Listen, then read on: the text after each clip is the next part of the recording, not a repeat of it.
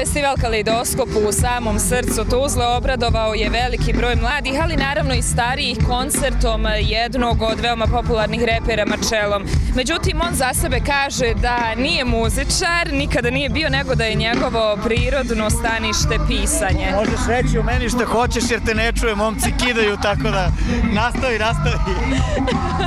I uglavnom kroz godine su brojne generacije imale priliku zapravo da se uvjere da Marčelo ima vrhunske tekstove pjesama u kojima se svako može pronaći, govori o najznačajnijim temama, imate priliku u njegov svijet ući i kroz njegove knjige. Marčelo je odvojio vrijeme za radio-televiziju 7 Tuzla, na čemu mu se zahvaljujemo. Marčelo, dobrodošao u Tuzlu po ko zna koji put. Bolje vas našao svaki put. Sjećam se jedne godine kada je organizovan hip-hop kamp u Tuzli, bila sam... Da, i kada sam bila na tom koncertu i naravno bilo je još mnogo prilika kada ste boravili u Tuzli, kada je bilo potpisivanje knjiga, kada su bili koncerti, druženje sa građanima i slično, pa evo za početak kako doživljavate grad Solin?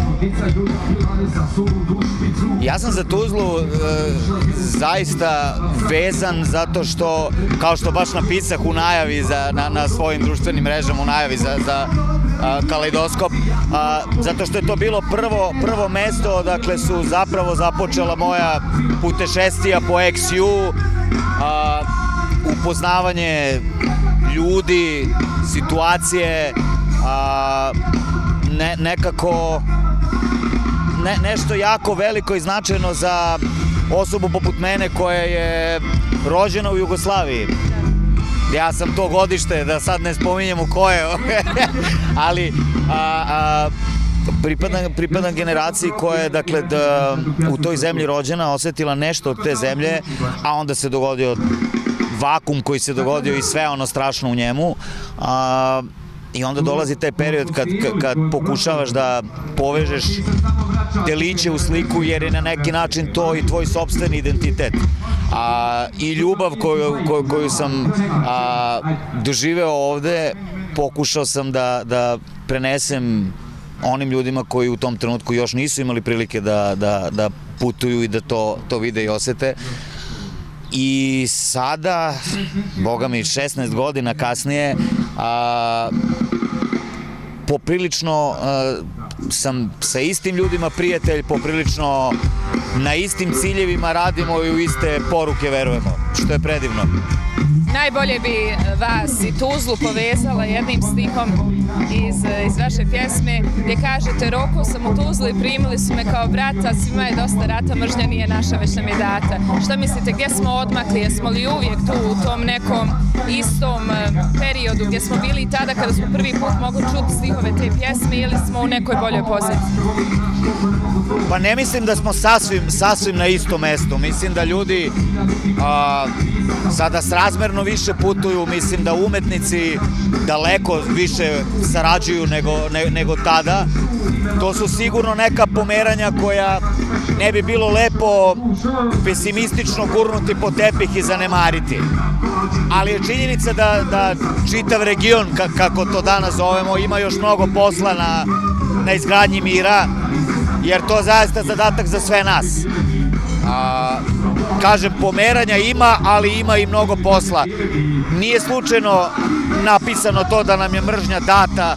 Neki ljudi i danas nekako štafetno predaju mržnju novima, a neki drugi, mlađi od nas, rade na tome da te mržnje ne bude. Kada je riječ o muzičkom putu, evo trenutno ste u Tuzli, znamo da vas publika željno iščekuje i da će sigurno večeras biti dosta zabavno. Šta ima novo kod vas? Šta trenutno planirate? Šta radite? Ovo leto provodimo prilično svirački i time lagano punimo baterije za nešto novo. Prošla godina mi je definitivno bila godina proze, jer je napokon objavljen drugi centralni, najobimniji, najzamašniji deo trilogije Alter Ego, naslova Higijena nesećanja, u čak 2 toma iste godine. Jeste, da. Tako da će ovo verovatno više biti godina muzike, ali ujedno i godina proze. Prosto gledam da rasporedim energiju i na jedno i na drugo. Očigledno ne uspevam u istom danu da postignem i jedno i drugo, pa onda moram da raspoređujem, da malo žongliram kad je šta. Ali energija je tu, volja je tu, pa kad bude, bit će. Kada je riječ o higijeni nesjećanja, smatrate li da publika da ljudi koji čitaju i vaše romane, da uspijevaju da pronađu tu bitnu poruku i zapravo da je počnu praktikovati kada je riječ o njihovim životima? Pa nije lako odgovoriti na to pitanje, jer danas stvarno nekako postoji publika muzike koju bend i ja radimo i publika mojih knjiga. Ponegde postoji presek ta dva skupa. Ljudi koji prate jedno i drugo i dopada im se jedno i drugo, ali to zaista nije nužno, ne mora tako. Ja ih čak i ne potpisujem isto. Ovo potpisuje s Marcello, ovo s Marko Šelić, čime donekle sa svoje strane sugerišem da to zaista ne mora zanimati nužno iste ljude, ali me je naravno drago kad se dogodi da zanima iste ljude. A da li uspevaju to da unedre u svoj život? Pa znaš šta, nije da su to neke, kako bih rekao, što se moderno kaže, life coach knjige i savjetodavne knjige, kao sad ja nešto znam, pa oni to treba da implementiraju, što bi rekla Evropska unija, u svoje živote i svoju svakodnevicu.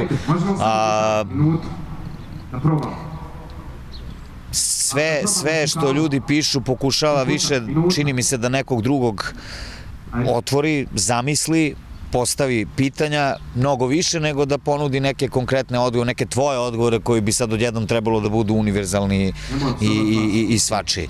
S tim što naravno dogodi se uvek da se neko više veže za neke od junaka i da u tome ima i nekakve identifikacije. Nemam ništa protiv kad se dogodi tako, ali definitivno usađivanje nekakvih gotovih poruka nikad nije bila ideja pisanja. Iako na početku ovog našeg razgovora rekao da postoje poruke u koje verujemo, one svakako postoje, ali i dalje ne znači da se bavimo inceptionom, znaš, kao ubacit ćemo ti u glavu, a da ti ne primetiš. To je više otvaranje tema za kojim smatram da ih treba otvoriti, pa sad šta god čiji zaključci bili. Ima li danas novih ideja, da li više oni dobrih ili loših? Novih ideja? Pa mora biti, za mene umetnost jedino tako funkcioniše. Postoje neke stalne tačke kojima se vraćaš, verovatno, ali uvek mora biti i novih ideja, usuprotno ne bi bilo nikakvog smisla u pisanju novih knjiga ili snimanju novih albuma, prosto onda bi mogo da štampaš plakate, stari album u prodaji ili stara knjiga u prodaji ponovo, jer nemaš ništa novo da kažeš. Reći uvek treba tražiti šta to novo postoji, a opet držati se, kažem, nekih tačaka koje su prosto onako stožeri tebe kao tebe. Svi autori imaju neke teme koje prosto progone i koje se uvek vraćaju, ali uvek traže i nove. Vas inače smatraju predstavnikom mladi, moramo pomenuti perspektivu. Kakva su dosadašnja iskustva, šta možemo izvući kao neki zaključak iz ovoga do sada? Da li nam se bliži ta neka bolja budućnost ili ipak nismo na tom nekom dobrom putu? Ima razloga za optimizam. Perspektiva je obišla čitavu tu ex-ju teritoriju, i pojavljuju se slični stavovi, mogu se čuti slični stavovi kod današnjih srednjoškolaca. Tu ima mnogo apatije i beznađa, ali ima mnogo i volje i nekako, znaš šta, kada mi sa 30 plus komentarišemo mlađe, onda obično primetimo... To je mlado. Ajde, nek bude. Obično primetimo, znaš, da je malo došlo do jedne opšte svejednosti, kako bih ti rekao, kod mlađih, da prosto... Neki pasivnosti, jel? Pasivnost, da, upravo to, ne nužno pesimizam, nego upravo jedno onako nepodnošljiva lakoća postojanja, što bi rekao Kundera. Dakle, jedno odsustvo potrebe da se zauzmu čvrsti stavovi o nekim društvenim pitanjima, o tome šta je kič i da li ga treba i kako ga treba osuditi, kako se boriti protiv njega. Mislim da su mlađi tu mnogo manje zagriženi nego što smo mi bili, ali čudno dobra strana toga je da su manje zagriženi onda i za mržnju. Jer i to iziskuje isti napor ko ovo, oni su ljudi klik generacija, instant generacija ko će sad da se tu da sedi i da mrzi, to iziskuje vreme i trud. Tako da, naravno, ima i drugačijih mladih ljudi, ima ljudi kojima je, nažalost, preneta štafeta koju smo spominjali malo pre. I tu se nekako opet vraćam na ono isto što ti već kazah kao moj generalni utisak, a to je da to što se nešto pomerilo ne znači da nas tek ne čeka ogroman posao.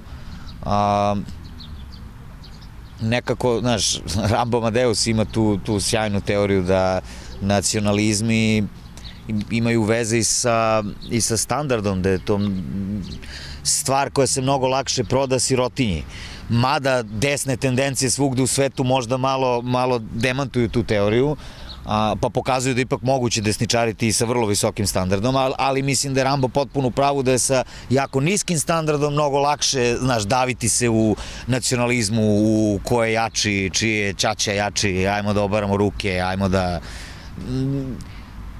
Patimo mi od toga još i zato kažem, posla sigurno još ima, ali ne bih zanemario pomeranja koja su nastala u ovih 15 godina. Nećemo vas mnogo zadržavati, trebate vjerovatno i na tonsku probu. Za kraj, šta mislite o današnjoj publici? Da li se vremenom i to mijenjalo? Pa jeste, sigurno.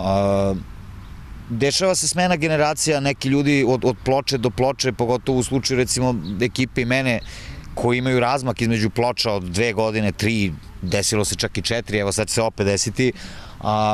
Neki ljudi odu, neki novi ljudi dođu, u jednom trenutku navikneš da se to dešava. Da, imamo više telefona na koncertima i slično nego prije, nego upaljača. Pa jeste, i budeš nekako u miru s tim, nađeš nekakav mir sa tim.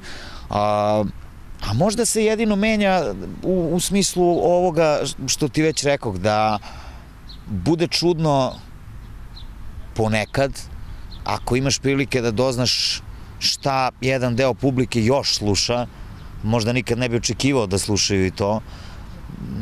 To su uvrnutosti u mojim očima, meni je to iskreno uvrnuto, meni je to totalno neverovatno da neko sad drži cajke i nešto od ovoga što će se večeras čuti na istoj playlisti i još zamišlja da je to svestranost. Ukus ne funkcioniše, ili svestranost ukusa ne funkcioniše tako što uključuje i kič, a da se i dalje zove ukusom. Ali kažem, u toj opštoj potrebi za nemanjem nekog strogog stava, mislim da se dešava i to. A tu postoje ne samo estetske, nego i ideološke razlike i otud je čudnije kako jedna ista glava biva, što bi rekao Paul Valéry svojevremeno, senzibilizovana i za ovo i za ovo. Ja isto mislim da ne treba biti u tom smislu ograničen, da treba čuti sve što umetno zaista jeste, ali ne mislim da na istoj playlisti treba biti ono što umetno svakako nije. Otud moje čuđenje. Ali, Bože moj, mi smo tu da radimo onako kako najbolje umemo i da pokušamo da na taj način možda mlađima budemo putokazi ka muzici koja je još bolja i umetničkija nego što je naša. I to bi nekako bio vrhunac ispunjenosti za nas kao autora. Načelo, hvala mnogo na izdvojenom vremenu, osjećajte se lijepo još jednom u Tuzli, dođite nam opet. Hvala vama, baš šteta što je kraj sad kad te napokon čujemo. Ovo sam odgovarao nasumično, možda uopšte nisi to pitala.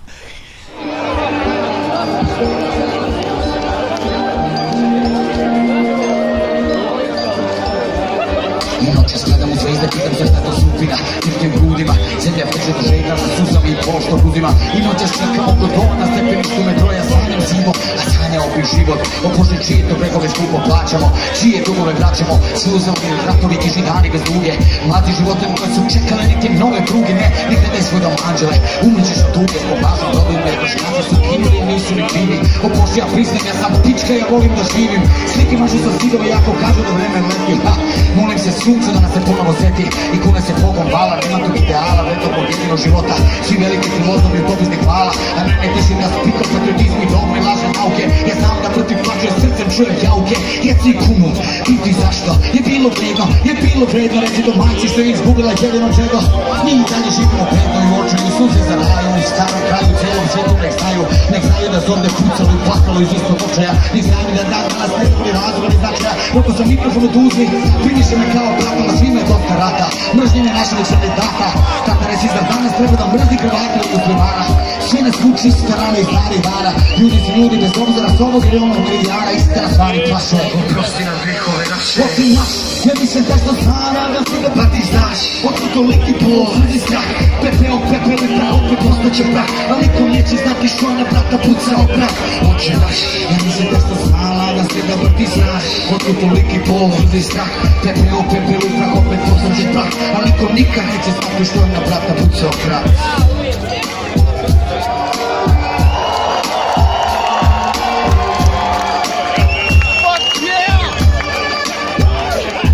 Daj mi tu emociju za tužbu.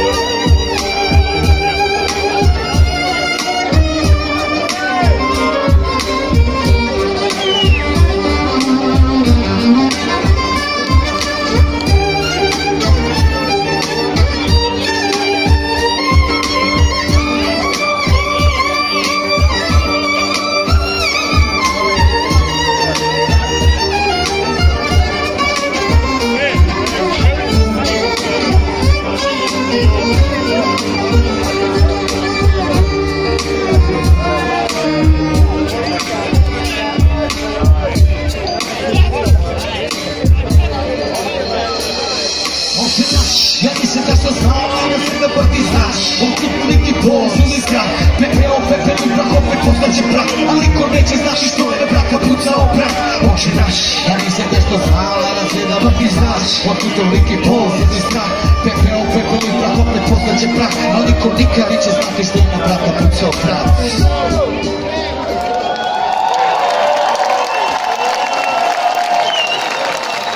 Jedna ljubav.